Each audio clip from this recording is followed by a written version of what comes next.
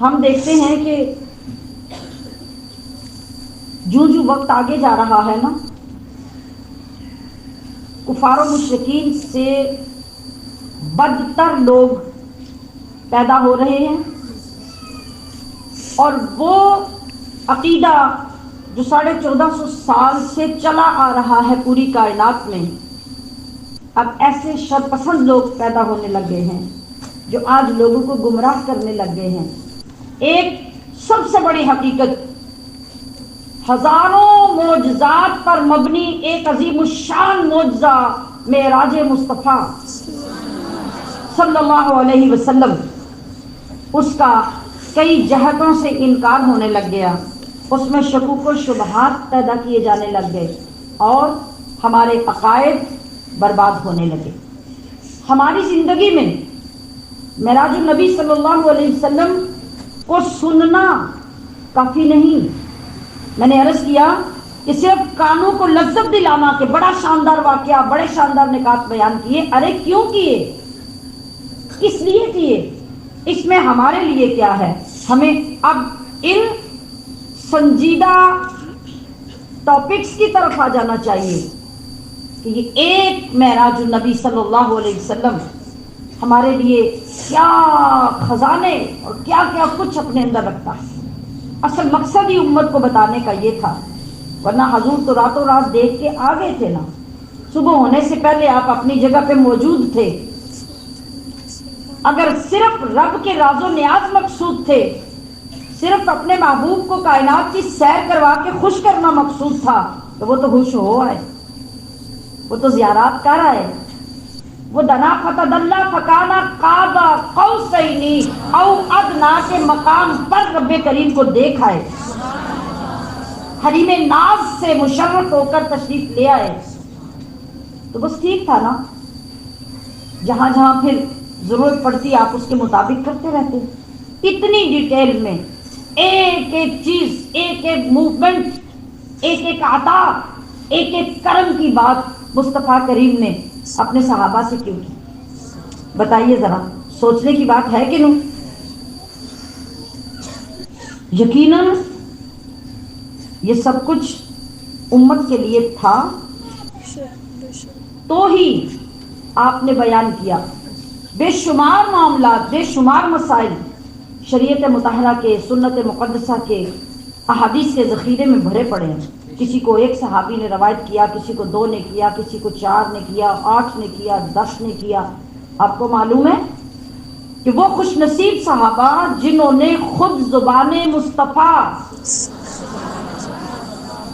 وحی یوحا کے اقوال سے، جن صحابہ نے معراج پاک کو روایت کیا اور معراج پاک کا پورا قصہ جن نے خود حضور کے قدموں میں بیٹھ کے آپ کی زبان اقدس سے سنا، ان کی تعداد 21 ہے۔ 21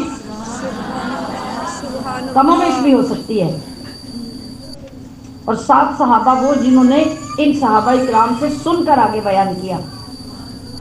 ذرا سوچئے کتنی عظمت ہے اس سفر کی، کتنی عظمت ہے اس سیر کی۔ اب مجھے جو آج آپ کو بات سمجھانی ہے نا اس ساری باتوں میں سے، وہ صرف یہ ہے کہ مجھے پچھلے دنوں میں بھی ایک خاتون نے ذکر کیا، اس سے پہلے کتابوں میں پڑھنے، بیانات میں سننے، لوگوں کے انٹرویوز میں، مختلف مسلکوں اور فرقوں کے اندر جو چیزیں آج ہمیں خراب کر رہی ہیں وہ کیا ہے کہ بہت سے ایسے لوگ پیدا ہو گئے ہیں جو لوگوں کے دماغوں کے اندر یہ بات ڈال رہے ہیں کہ یہ معراج جسمانی معراج نہیں تھی، یہ خواب میں اللہ نے آپ کو معراج کروائی۔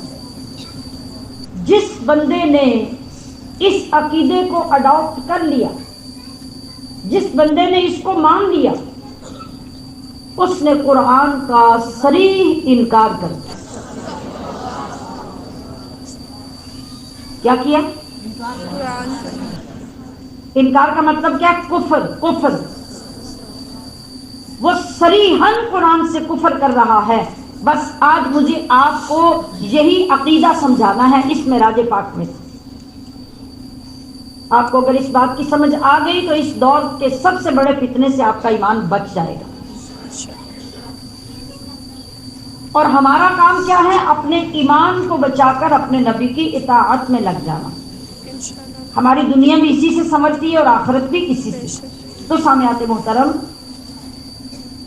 اللہ تبارک و تعالیٰ نے کیا فرمایا؟ سبحان الذی اسری بعبدہ. کیا؟ بعبدہ. یہاں اللہ بنبیہ، برسولہ، بحبیبہ. یہ کیوں نہیں فرما رہا؟ سارے قرآن میں حضور کے القابات بھرے پڑے ہیں اور اتنے اتنے خوبصورت الفاظ سے اپنے محبوب کو نوازا کہ دنیا نے ایسے نام سنے نہیں جو اللہ نے اپنے محبوب کے نام رکھے. ان میں سے ایک کے ساتھ بھی اپنے رسول کا یہاں ذکر نہیں کیا. کیا کہا؟ بعبدہ. پاک ہے وہ ذات، بے شک سبحان اللہ، جس نے سیر کروائی. اس لفظ پہ بھی غور کرنا ہے. کیا کروائی؟ سیر کروائی. صرف سفر نہیں کروایا. سفر کیا ہوتا ہے؟ یہاں سے گاڑی میں بیٹھو، اسلام آباد جانا ہے، تصور ہی نہ کر سکتا. لیکن جب لوگوں نے دیر ہو رہی ہے، فلاں ٹائم پہ پہنچنا ہے، فلاں جگہ پہ جانا ہے، اور جانے تک بندہ تھک ٹوٹ جاتا ہے، اور جو بندہ کہتا ہے آج ہم پارک جا رہے ہیں، فلاں پارک فلاں پارک فلاں پارک، تو کیا وہاں بھی دوڑ لگی ہوتی ہے؟ نہیں. وہاں تو بندہ فریش ہونے، انجوائے کرنے اور دلچسپی سے، محبت سے چیزوں کو دیکھنے، معلومات کرنے. اس طرح جب جاتا ہے، پارک میں چلتا ہے، ٹہل ٹہل کر مزے مزے سے، تو کیا کہتے ہیں؟ ہم سیر کو آئے ہوئے. تو اللہ نے کیا کروایا؟ سیر. تو بتائیے کہ سیریں دن کو ہوتی ہیں کہ رات کو ہوتی ہیں؟ تو اللہ نے کیا کیا؟ کہ 14ویں رات میں بلا لیتا. چاند چمک رہا ہوتا، رات میں چاندنی ہوتی اور خوبصورتی بڑھ گئی ہوتی، تو 14ویں رات میں بلا لیتا. کہاں جا کے بلایا؟ وہ 27ویں رات میں، جب چاند بالکل ختم ہونے کے قریب ہو گیا، دنیا میں اندھیر پڑا ہوا ہے. تو عالم تخیل میں سوال کرے رب سے کہ اللہ تو نے یہ کیوں کیا؟ تو وہاں سے جو جواب آئے گا کہ سوال کرنے والے، تجھے عقل نہیں کہ وہ جو چاند کی روشنی میں تو کہہ رہا ہے کہ محبوب کو کیوں نہیں بلایا، تو چاند کو نور کہاں سے ملا؟ دن میں بلاتا تو سورج کو نور کہاں سے ملا؟ تو میرے محبوب کی ذات، میرے محبوب کی نورانیت ان نورانیتوں کی محتاج نہیں. اسی وقت بلانا تھا کہ جب یہ نور بھی نہ ہوتا، وہ نور بھی نہ ہوتا. اگر نورانیت ہوتی تو میرے مصطفیٰ کی ہوتی. لہذا پچھلی راتوں میں جا کے بلایا. تو بلایا کس کو؟ بعبدہ. نہ رسول، نہ نبی، نہ حبیب، کچھ نہیں کہا. کہا بعبدہ، اپنے بندے کو. اب یہ بات یاد رکھیے، آج جو شخص یہ کہتا ہے کہ نبی علیہ الصلوۃ والسلام کو ٹھیک ہے اللہ نے بلایا، لیکن جسم کے ساتھ نہیں بلایا، یہ کیسے پاسبل ہے کہ جسم کے ساتھ اللہ بلاتا؟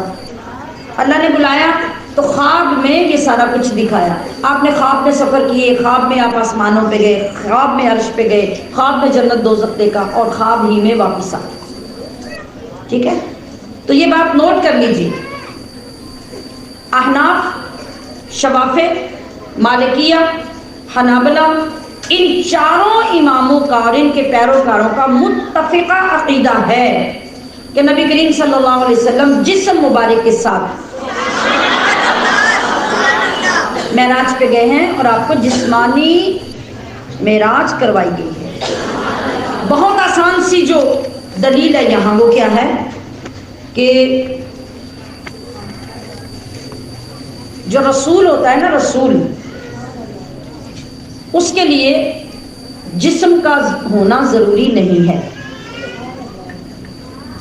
جسم کا ہونا رسول کے لیے ضروری نہیں ہے. آپ کہیں گے یہ کیسی بات ہے؟ یہ ویسی بات ہے جیسی حقیقت ہے. جس وقت اللہ کے نبی نے فرمایا تھا کہ میں اس وقت بھی نبی تھا جب آدم مٹی اور پانی کے گارے میں ابھی تھے، اور سب سے پہلے اللہ نے اپنے نور سے میرے نور کو پیدا کیا. جب اللہ کے نبی نے یہ فرمایا اس وقت رسول کا نبی کا جسم تھا، لیکن آپ نے فرمایا نا کہ میں اس وقت بھی نبی تھا، کنت نبیًا، میں اس وقت بھی نبی تھا۔ تو جسم کے بغیر نبی تھے کہ نہیں؟ رسول تھے کہ نہیں؟ اب یہاں اللہ رب العزت اگر ان میں سے کوئی نام ارشاد فرما دیتا تو کیا ہوتا؟ آج لوگوں کا اعتراض سچ ثابت ہو جاتا۔ آج اگر کوئی دلیل دیتا اور ثابت کرنا چاہتا کہ رسول اللہ صلی اللہ علیہ وسلم جسم کے ساتھ گئے تھے، تو لوگ یہ ساری دلیلیں ثبوت میں پیش کر دیتے کہ جسم کے ساتھ جانا کیسے ثابت ہے اور کیوں ضروری ہے۔ تو اللہ نے لفظ ہی وہ 1450 سال پہلے استعمال کر دیا کہ جو 15ویں صدی میں شر پسند لوگ پیدا ہوں گے ان کا جواب میں آج ہی پیش کر دوں۔ لیکن جو بندہ ہے، بندہ اس وقت تک کامل بندہ نہیں کہلا سکتا جب تک روح اور جسم دونوں جمع نہ ہوں۔ بندے کے لیے روح اور جسم کا جمع ہونا ضروری ہے، بندہ تب بندہ کہلاتا ہے۔ آپ تو اپنے سگے باپ کو مرنے کے بعد باپ نہیں کہتے، میت کہتے ہیں، کہتے ہیں کہ نہیں کہتے؟ ایک چیز نکلی ہے نا، ایک تو ابھی باقی ہے، تو سٹیٹس بدل گیا۔ اب اگر ہم اس بات کو اور تھوڑا آسان کر کے سمجھنا چاہیں، مجھے بتائیے کہ اگر ہم کہیں کہ ہم نے خواب میں نماز ادا کر لی، لہذا اب ہمیں نماز کی ضرورت نہیں، خواب میں جو پڑھ لی ہے، تو کیا آپ کے لیے وہ عبادت کافی ہوگی؟ نہیں۔ آپ اپنی عبادت کو کیسے ثابت کریں گے؟ جب آپ اپنے جسم کے ساتھ نماز ادا کریں گے۔ کی معراج تب ہوگی جب وہ اپنے جسم کے ساتھ جائے گا، جس طرح اس کی عبادت تب ہوگی جب وہ اپنے جسم کے ساتھ کرے گا۔ تو بندہ یعنی عبد کہلاتا ہی تب ہے جب جسم اور روح دونوں کے ساتھ موجود ہوتا ہے۔ پھر رسول اللہ صلی اللہ علیہ وسلم نے فرمایا کہ مجھے کعبہ سے مسجد اقصی لے جانے کے لیے براق لایا گیا۔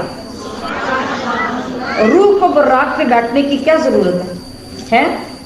جب فرشتے ہماری روح نکالنے کے لیے آتے ہیں تو کسی گناہگار کے لیے کوئی دوزخ کی سواری اور کسی نیک کے لیے جنت کی سواری لے کے آتے ہیں؟ نہیں۔ تو پھر نبی کریم صلی اللہ علیہ وسلم کی روح مبارک تو ساری کائنات کی روحوں سے افضل ترین اور لطیف ترین روح اقدس ہے، پھر اس روح پر سواری کی کیا ضرورت تھی؟ جو سواری لائی گئی وہ اس لیے لائی گئی کہ یہاں عبد کا سفر شروع ہو رہا ہے اور وہ جسم اور روح دونوں کے مجموعے کا نام ہے، اس لیے آپ کے لیے براق پیش کیا گیا۔ اور پھر اور بات کہ ہم مہینے میں سال میں اتنے لوگوں کے خواب سنتے ہیں، وہ ایسے عجیب و غریب خواب ہوتے ہیں کہ دیکھنے والا کئی دن اس خواب کے حصار سے نکلتا ہی نہیں۔ آپ میں سے بھی کئی لوگ ہوں گے جنہوں نے خواب میں اپنے آپ کو اڑتے دیکھا ہوگا، دیکھا ہے کہ نہیں؟ کئی لوگوں نے دیکھا ہوگا، کئی لوگوں نے یوں دیکھا ہوگا کہ میں یہاں بیٹھی تھی، ایک دم منظر بدلا تو میں مدینہ شریف تھی، منظر بدلا تو میں مکہ شریف طواف کر رہی تھی، میں صفا مروہ پہ چکر لگا رہی تھی۔ کس پہ گئے تھے آپ؟ کس پر بیٹھ کے گئے تھے؟ بتائیے۔ خواب میں گئے نا، کسی بندے نے آپ کی بات سن کر آپ کو برا بھلا کہا، یہ کیا بول رہی ہوں، یہ کیسے پاسبل ہے؟ کبھی سنا؟ کسی نے ڈانٹا؟ کسی نے انکار کیا، مذاق کیا؟ نہیں۔ کیوں؟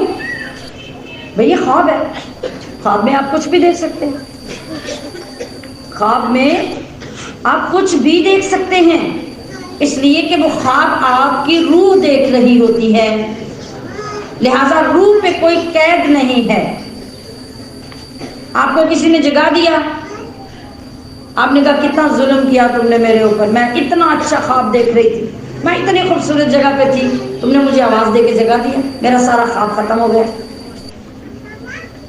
تو جگانے والے نے کہا کہ اتنی باتیں کرو جتنی سمجھ میں آ جائے۔ کہا کبھی کسی نے نہیں، اس لیے کہ ایسا پاسبل ہے، یہ ممکن ہے۔ آپ ایک ہی لمحے میں کہیں بھی چلے جائے، خواب میں آپ اپنے آپ کو دیکھ سکتے ہیں، آسمانوں پہ پرواز کرتا دیکھ سکتے ہیں، دریاؤں کے اندر خواب میں اترتے ہوئے دیکھ سکتے ہیں اپنے آپ کو۔ دنیا کے ایک کونے سے دوسرے کونے تک ایک لمحے میں آپ خواب میں سفر کر سکتے ہیں، آپ کی روح سفر کر رہی ہے۔ اگر عام بندے کے خواب پر کوئی بندہ نہ مذاق کرتا ہے نہ اس کو جھٹلاتا ہے، تو جب مصطفیٰ کریم صلی اللہ تعالی علیہ وسلم تشریف لاتے ہیں معراج سے واپس، اور آپ صبح اٹھ کر نماز پڑھاتے ہیں، اور نماز پڑھا کر آپ اپنے اصحاب کو یہ بتا رہے ہیں کہ اے صحابہ، میں رات کو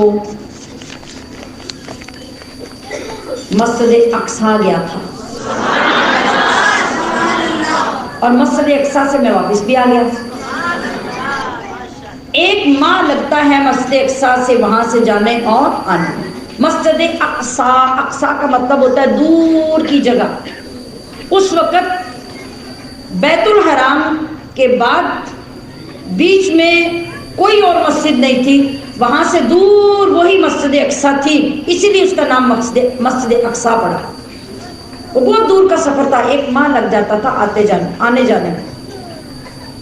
اب جو عرب والے تھے نا، عرب والے اپنے کلام پر، فصاحت و بلاغت پر، اپنی تجارتوں پر اور اپنے سفروں کی تیزی پر بڑا فخر کرتے تھے کہ ہمارے جیسا تیز سواریوں والا کوئی بندہ ایسا نہیں جو ہمارے برابر سفر کا مقابلہ کر سکے اور فصاحت و بلاغت میں ہمیں کراس کر سکے۔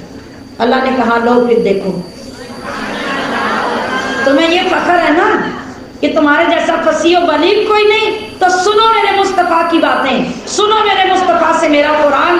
تو مفتی صاحب مفتی احمد یار خان نعیمی رحمۃ اللہ علیہ فرمانے لگے کہ تیرے آگے یوں ہی دبے لچے فصحاب عرب کے بڑے بڑے، سب کی بس ہو گئی، گونگے ہو گئے،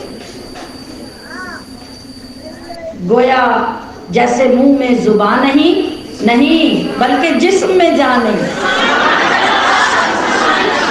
آقا علیہ الصلوۃ والسلام کی گفتگو فصاحت و بلاغت کو سن کر پھر یوں ہو گئے کہ جیسے مر گئے ہیں۔ تو پھر سفروں پہ فخر کیا تو اللہ نے فرمایا چلو تم اپنی رفتار میں کسی کا ثانی نہیں رکھتے نا، تو پھر دیکھ لو میرے محبوب کی رفتار کو بھی دیکھو۔ اب جب آقا دو عالم صلی اللہ علیہ وسلم یہ بیان فرما رہے ہیں تو وہیں سے کچھ لوگوں تک جب خبر پہنچی تو وہ لوگ فوراً اٹھے، جن میں ابو جہل سر فہرست تھا، اور کہنے لگے کہ اب اس بات کا کیا کریں، یہ بات ماننے والی، سننے والی، سمجھنے والی ہے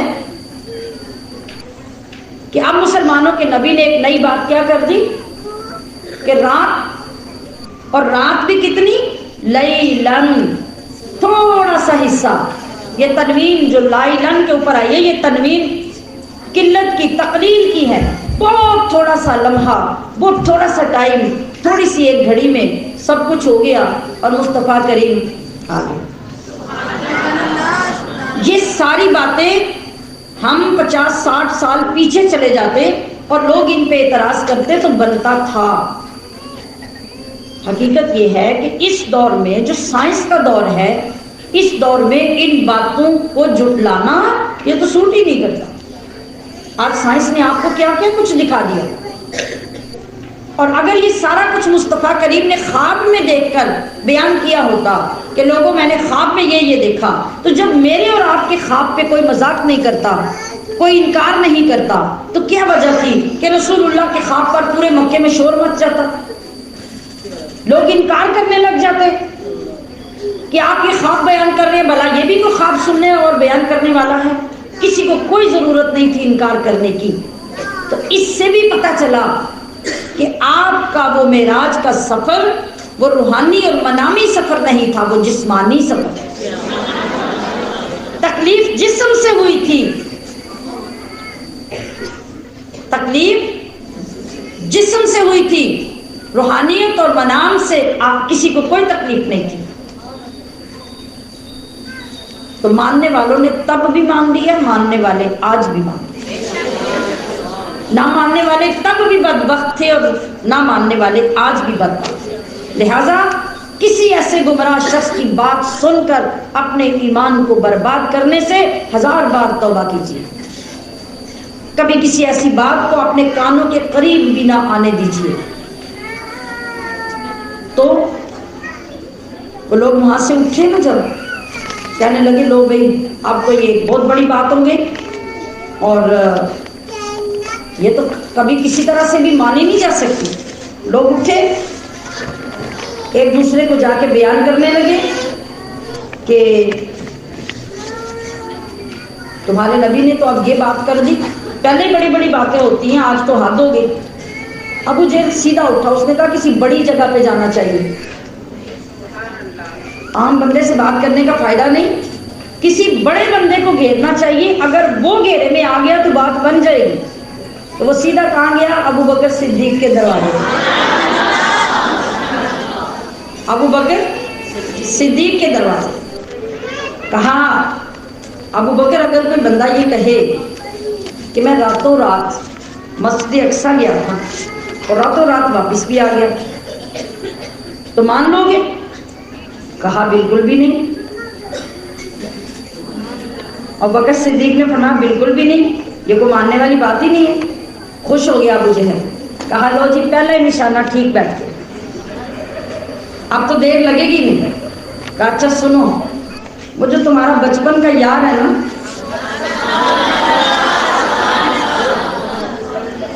جس کا تم نے کلمہ پڑھا ہے، جس کے تم بڑے پکے دوست ہو،